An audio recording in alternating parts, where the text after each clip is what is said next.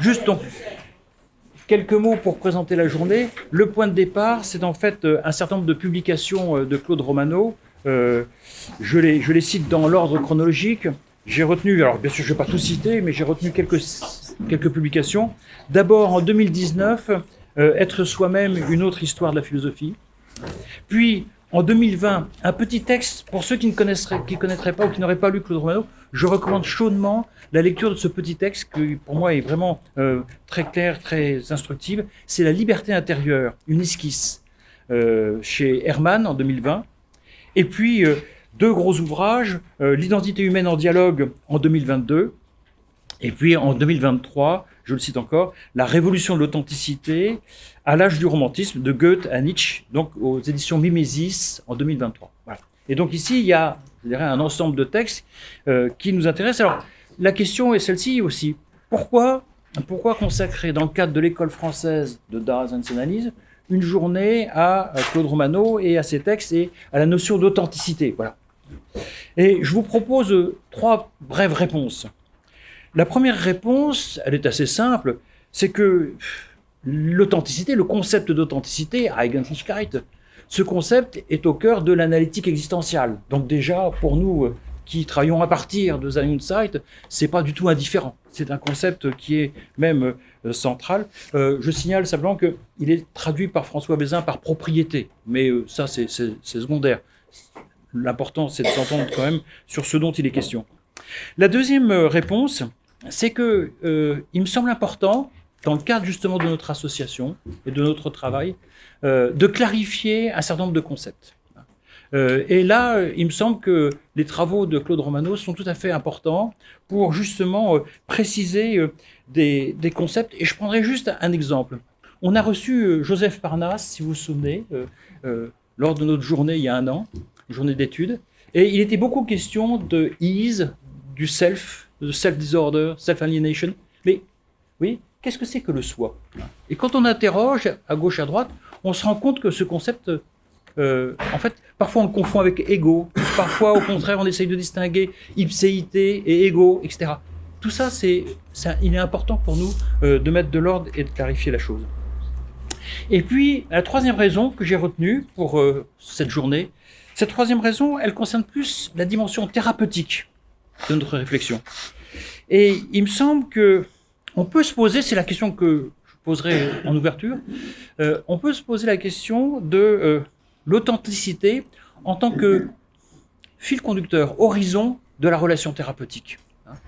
Est-ce qu'au fond, l'horizon ultime de la relation thérapeutique, c'est pas de permettre aux patients, alors c'est peut-être un idéal un peu élevé dans certains cas, on va voir la journée pour en discuter, mais est-ce que l'horizon de la relation thérapeutique, c'est pas de permettre aux patients d'être soi-même? Et qu'est-ce que ça signifie?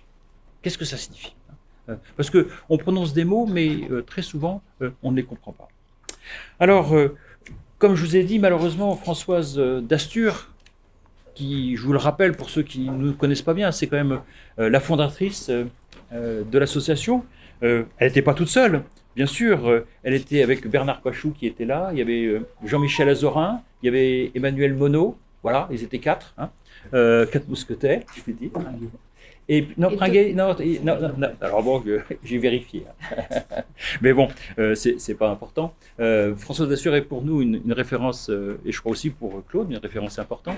On est un peu des élèves de Françoise Dastur, plus ou moins proches, mais Françoise Dastur est une spécialiste aussi de Heidegger, mais elle s'est toujours intéressée, je veux dire, justement aux relations entre phénoménologie, psychopathologie et psychiatrie.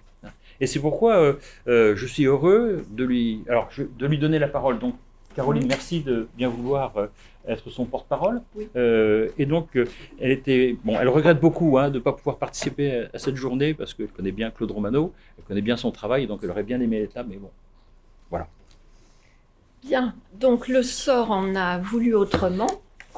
Blessé à la suite d'une chute au poignet et à l'épaule, il ne m'a pas été possible d'être présente aujourd'hui parmi vous. Le titre de la communication que je prévoyais, Identité, culte du moi et authenticité, à propos des 2 derniers livres de Claude Romano. je me propose dans ce qui suit d'en fournir simplement un court aperçu.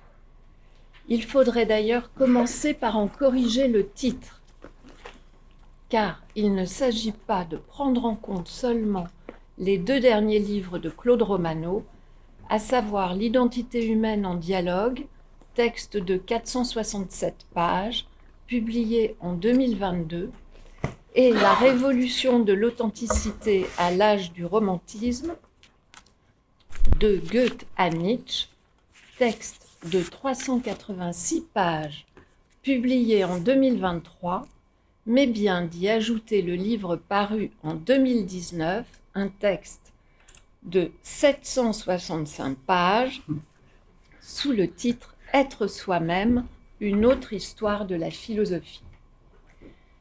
Il s'agit en effet, me semble-t-il, d'une trilogie couvrant plus de 1600 pages, consacrée à la question de la déconstruction de la subjectivité, laquelle a constitué le fondement même de la métaphysique occidentale de Descartes à Kant, Fichte, Hegel, Schelling et jusqu'à Husserl, ce dernier étant cependant dans ses derniers écrits consacré à la question de l'historicité transcendantale de la conscience, parvenu à montrer qu'une passivité de la genèse et de la synthèse précède toute activité constituante du moi, lequel se voit ainsi dépourvu de sa position hégémonique. Il me faut d'abord, avant d'entrer dans le vif du sujet, à savoir la notion de soi ou d'ipsé, qui devient la thématique fondamentale de ces 3 livres, dire mon admiration, moi qui n'ai écrit que de petits livres et une multitude de courts articles, devant ce travail de longue haleine couvrant l'ensemble du champ de la philosophie occidentale. Car il faut le rappeler, être soi-même, dont le sous-titre est « Une autre histoire de la philosophie », trouve son point de départ dans l'Odyssée et le devenir soi-même d'Ulysse, de retour à Ithaque, et se termine par un chapitre consacré à la notion d'authenticité, Eigentlichkeit, chez Heidegger, après les analyses, toutes d'une grande clarté, consacrées aux penseurs les plus marquants de la tradition occidentale, de Cicéron et Augustin à Montaigne, Rousseau et Kierkegaard. Le court chapitre d'une 20aine de pages intitulé « Un excursus cartésien » est cependant selon moi d'une importance capitale car il met en lumière le fait que Descartes, je cite, « a forgé une notion inédite, le moi », fin de citation, dont Claude Romano affirme avec raison qu'elle a réorienté toute l'enquête philosophique à venir. C'est donc cette invention du moi, considérée comme fondement dernier de l'enquête philosophique, qui sera mise en question par ce penseur de l'ipséité qu'est Heidegger, suivi en cela par Ricoeur, l'auteur de Soi-même comme un autre, livre paru en 1990. 2 noms que Claude Romano associe toutes les fois qu'il est question de l'ipséité. Il faudrait à cet égard rappeler que l'apparition avec Heidegger de la notion de soi ou d'ipséité dans la philosophie contemporaine provient précisément des impasses auxquelles la notion de sujet ou d'égoïté a finalement conduit. Au lieu en effet de se définir à partir des relations qu'il entretient avec le monde, l'homme moderne se centre exclusivement sur lui-même, ce qui a pour résultat l'impossibilité de rendre compte de l'existence des autres sujets. C'est ainsi que l'on va voir apparaître dans le sillage du cartésianisme cette théorie absurde qu'est le solipsisme, qui consiste à affirmer que le moi propre à celui qui pense est la seule véritable réalité. C'est Husserl, le fondateur de la phénoménologie, qui entreprend le premier, en particulier en 1929, dans la 5e de ses méditations cartésiennes, de dépasser explicitement le solipsisme cartésien et de développer une théorie de l'intersubjectivité, c'est-à-dire de la pluralité des sujets, en montrant l'importance constitutive pour l'être humain des rapports qu'il entretient avec le temps et avec ses semblables. C'est en partant également de la même critique du solipsisme que Heidegger va être conduit en 1927 dans Être et temps à substituer à la notion de sujet celle d'ipséité ou de soi. L'être de l'homme se définit en effet essentiellement pour lui à partir des relations qu'il noue avec le monde et avec ses semblables, ce qui ne permet plus de définir l'homme comme pure intériorité, coupé de tout rapport avec l'extérieur. Merleau-Ponty, qui se situe dans la même perspective à cet égard, ira même jusqu'à déclarer dans l'avant-propos de la phénoménologie de la perception, 1945, je cite, « Il n'y a pas d'homme intérieur, l'homme est au monde, c'est dans le monde qu'il se connaît. » Fin de citation. Définir l'homme comme ipséité et non plus comme sujet implique le passage de la notion de moi à celle réflexive de soi. Ce qui est premier en effet, ce n'est pas l'être substantiel d'un moi, mais l'ensemble des relations que l'être humain entretient avec l'extérieur, et ce n'est que par après, secondairement donc, qu'il parvient à se constituer comme identité. Une telle identité n'est donc pas donnée d'avance. Elle n'a pas la forme d'un moi substantiel invariable, mais elle se constitue au contraire à travers les événements d'une histoire, ce qui veut dire à travers le temps, comme à travers les relations avec autrui. C'est Paul Ricoeur qui, à la suite de Heidegger, a développé de manière extrêmement suggestive l'idée d'ipséité, en distinguant clairement dans Soi-même comme un autre deux types différents d'identité. L'identité idem, qui est le mode d'identité de la chose et qui renvoie à la permanence d'un substrat, et l'identité ipsé, qui est le mode d'identité de l'être humain, une identité qui se maintient à travers le temps sur le mode de la fidélité à soi-même. On pourrait donc donner de l'ipséité la définition suivante. C'est ce qui constitue l'identité de cet existant qu'est l'être humain, identité qui, loin d'être donnée au départ, doit au contraire être constamment conquise et constamment restaurée au cours du temps et à travers les relations avec autrui.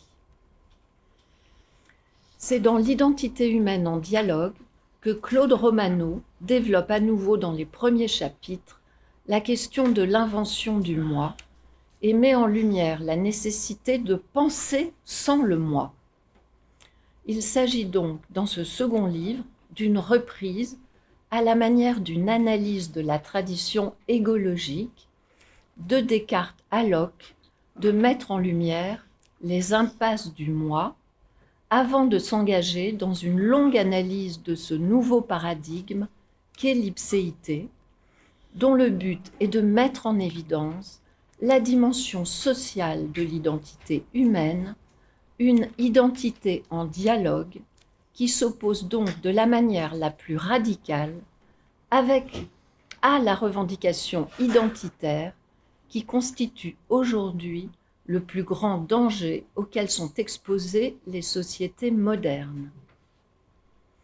Car, comme le montre Claude Romano dans son dernier livre, La révolution de l'authenticité à l'âge du romantisme, de Goethe à Nietzsche, c'est déjà au XVIIIe siècle que naît avec le romantisme ce culte du moi qui va être à l'origine de l'individualisme forcené qui est aujourd'hui la marque de nos sociétés dites développées.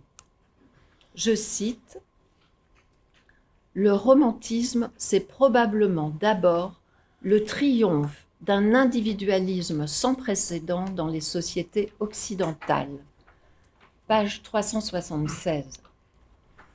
C'est ce qui explique que Claude Romano puisse alors parler, je cite, d'une révolution de l'authenticité, celle-ci se confondant alors avec un culte de l'originalité sans précédent, de sorte que l'on va alors voir fleurir le relativisme qui signe le déclin de l'idée même de vérité.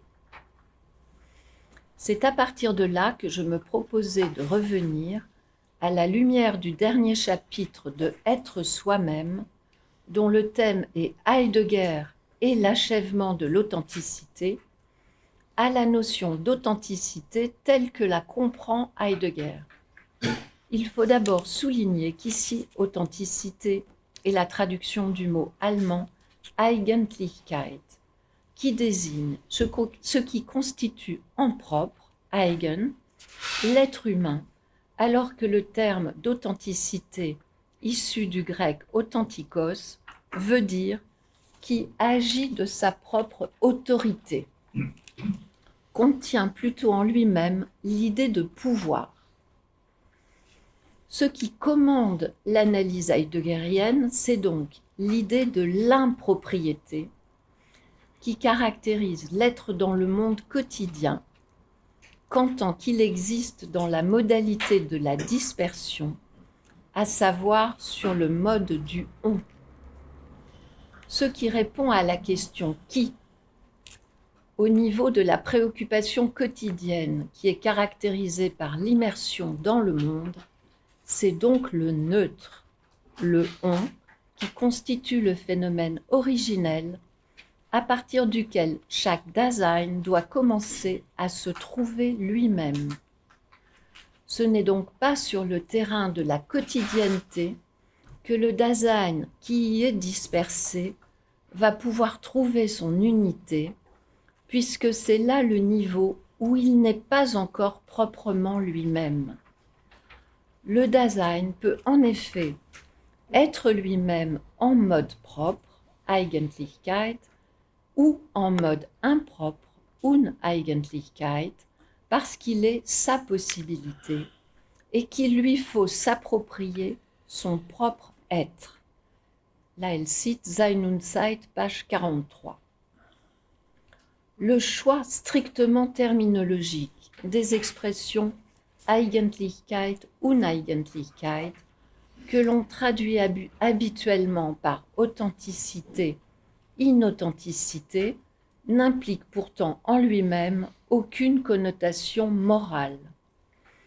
Il faudrait à cet égard rappeler ce que l'on a tendance à oublier ou à méconnaître, que l'origine de cette terminologie se trouve dans les recherches logiques de Husserl, qui lui-même a trouvé chez son maître Brentano la distinction entre le mode propre de la pensée intuitive et le mode impropre de la pensée symbolique. L'être en mode propre, l'authenticité, ne consiste en effet pour le Dasein nullement en un pur rapport à soi qui ferait abstraction du monde, mais en une autre manière d'être dans le monde. Comme Claude Romano a raison de le souligner, tout dépend ici de la manière dont on comprend la résolution, Entschlossenheit, qui fait passer de l'impropre au propre ou de l'inauthentique à l'authentique. Car l'Entschlossenheit est ce mode insigne de l'ouverture, Erschlossenheit, qui marque le passage de l'état d'ouverture à la prise en charge de celui-ci. Il faut cependant bien comprendre que la résolution ne signifie pas la fin de la domination du « on » et de son irrésolution. Elle la révèle plutôt et demeure dans sa dépendance, mais sur le mode de la résistance, Widerstand. C'est en demeurant dans le on que le Dasein résolu s'ouvre aux possibilités de fait, mais il cesse de les considérer comme autant de faits contingents pour les saisir comme la situation dans laquelle il existe. En tant que résolu, le Dasein agit donc déjà, non pas au sens d'une action réelle sur le monde, mais au sens où il se décide pour l'existant de fait qu'il est. Sein und Zeit, page 300. Il n'est donc résolu à rien d'autre qu'à ce qu'il est déjà sur le mode inauthentique et de manière impropre. C'est pourquoi la résolution en tant qu'être proprement soi-même ne coupe nullement le Dasein du monde. Il se trouve au contraire transporté en propre auprès de l'étant et dans l'être avec les autres, car la résolution n'est rien d'autre que l'être proprement au monde. Sein und Zeit, page 298. Je suis presque à la fin. Le Dasein résolu atteint effectivement à la transparence propre à soi-même. Sein und Zeit, page 299. Mais cela ne veut nullement dire qu'il est maître de sa propre existence. Car il ne peut se comprendre lui-même comme ouverture que s'il s'éprouve comme tel dans l'horizon d'une fermeture plus originelle. Il s'agit en effet pour le Dasein de comprendre qu'il est de fait ouvert, mais qu'il pourrait ne pas l'être, et que la fermeture totale, c'est-à-dire la mort, en tant que constamment imminente, le menace en tant qu'il existe.